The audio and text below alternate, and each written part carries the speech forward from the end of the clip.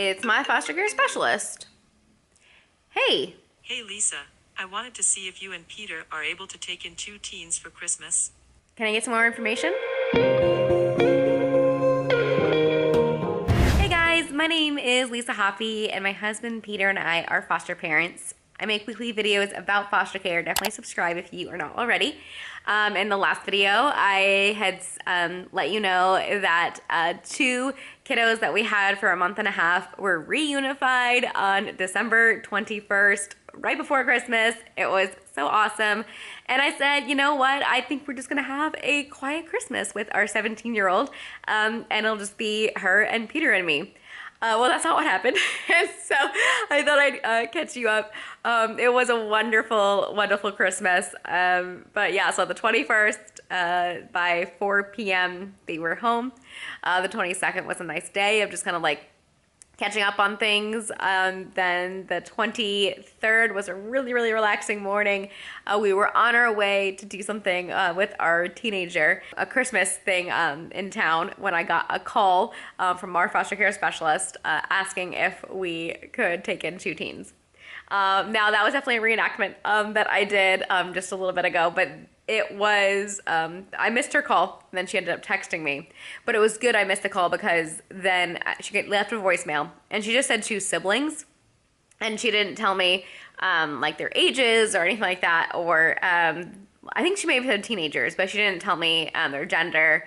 And so I wanted to, before I called her back, have a chance to talk with our 17-year-old about it, just to make sure that she was going to be okay with sharing the holiday and Christmas Day with other kiddos. And so I didn't know, how long it was going to be for, but I had said that we would be available. I told DCS that we would be available for respite only up until like a certain point, because we actually had some stuff planned later for Christmas break, and so we just gave a limited time that we were available to help.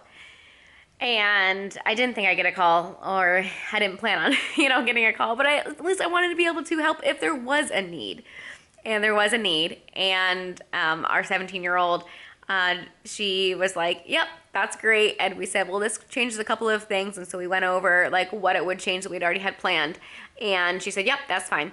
So I just love how willing and open she was to be able to accept new kids in the home.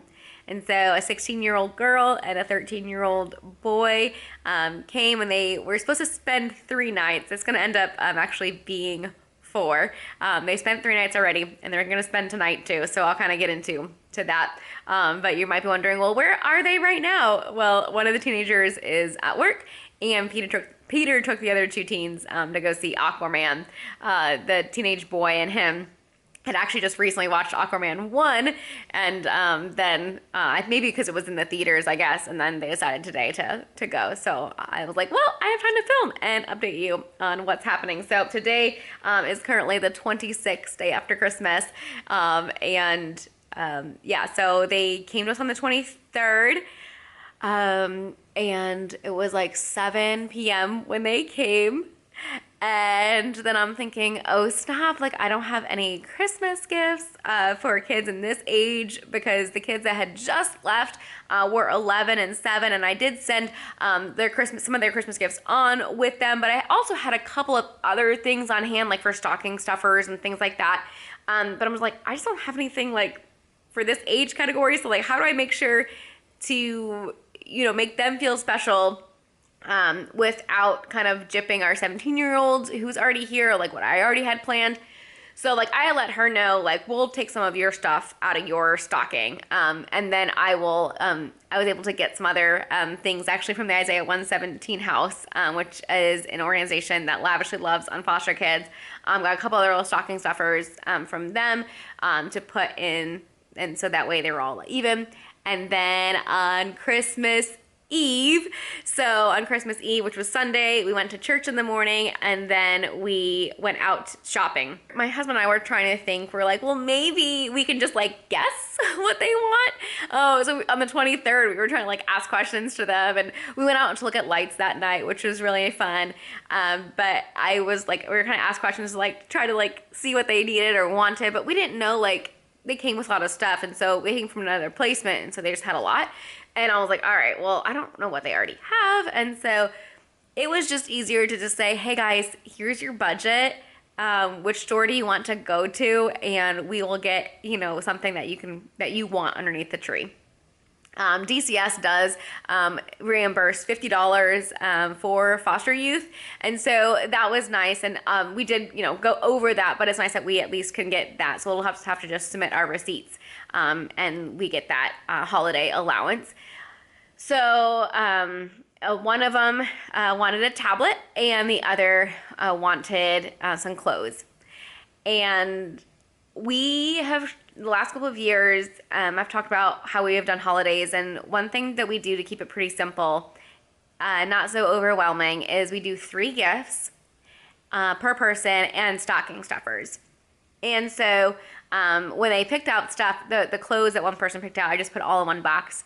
And then I put the tablet in one box. And then I had 2 other little things on hand. That way there were some surprises there. I always go shopping, and then if I see a good deal, I get something. And so I just had a couple of things already on hand that worked. So each person then had 3 things under the tree.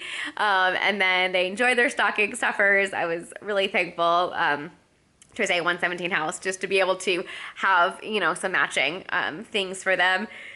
So yeah, and it's just been a whirlwind the last couple of days. They are fantastic teenagers. I feel like I'm telling the story totally out of order. I'm sorry.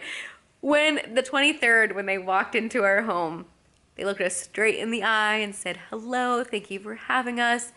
The most respectful teens we've had. And I mean, maybe that's an exaggeration because we've had some pretty awesome teens. But yeah, just very amazing teenagers. And I didn't ask a lot of their story. In fact, I really don't know much. But as we've just done more and more kids in foster care, they don't necessarily want their story shared all the time. And honestly, I don't need to know their story. I need to know if there are any behaviors or things that are going to, or medicine that I need to give them. But outside of that, if they want to tell me their story, they can. But otherwise, I don't need to know, why they're in care when they're only going to be with us for a couple of days. If a child's been with us longer, yeah, I think that is important information and background for me to be aware of, so I may know some triggers and things like that. But otherwise, it's just kind of nice to just be like, hey, welcome to our home.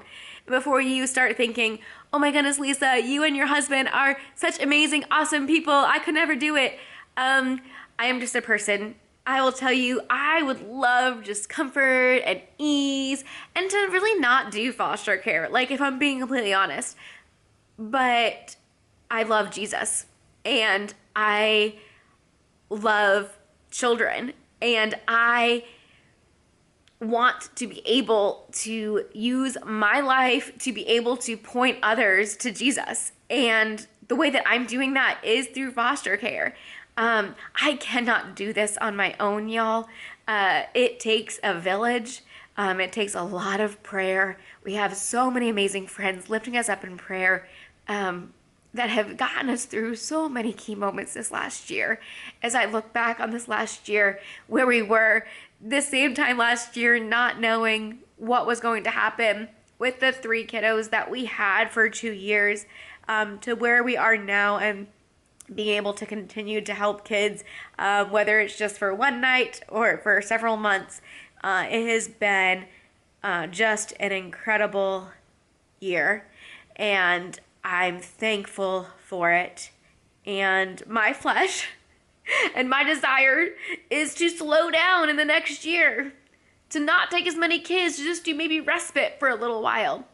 And honestly, I don't know what's going to happen. But that's what I want to do. But then I get a call and I can't help but say, yeah, we have the space. Yeah, we can help. And as I walk in that, the Lord gives me strength and He provides for us.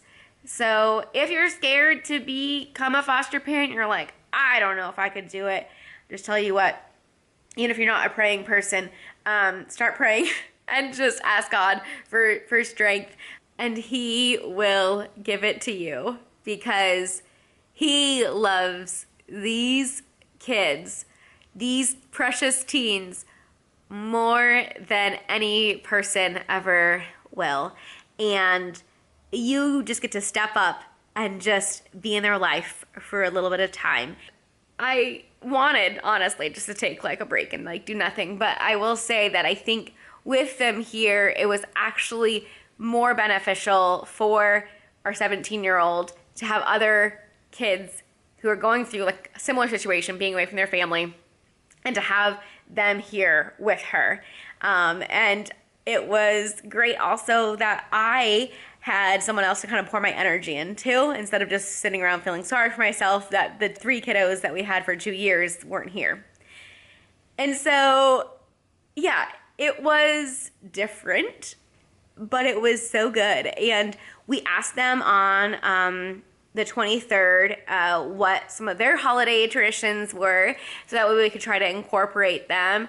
One of them really liked mac and cheese, one of them really liked deviled eggs, and then our teenager really wanted some ham. So I already had the ham, but I didn't have the stuff on hand. Actually, I had everything I needed for deviled eggs. I didn't have what I needed for the mac and cheese. And so on the 24th, when we went shopping for the Christmas stuff, their gifts, we also got some ingredients for a big giant meal. And normally growing up, I never had a big giant meal at Christmas. I know a lot of families do. Our family just never did. My mom was like, I cooked a lot on Thanksgiving and I worked really hard for this day, and so we would just get takeout, Chinese takeout.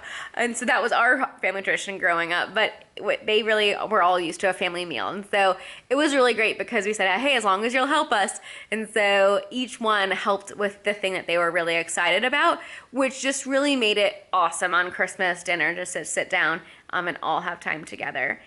Because they are teenagers, they do have phones, and so were able to contact their family and talk to their family on Christmas Day, which, we're all here for. We're like, yes, you talk to your family. That was awesome. And so it was great that we got to incorporate some of their family traditions for Christmas time and having that big meal. And one of my family traditions growing up, and also Peter's family, both of us had the tradition of watching It's a Wonderful Life on Christmas Eve.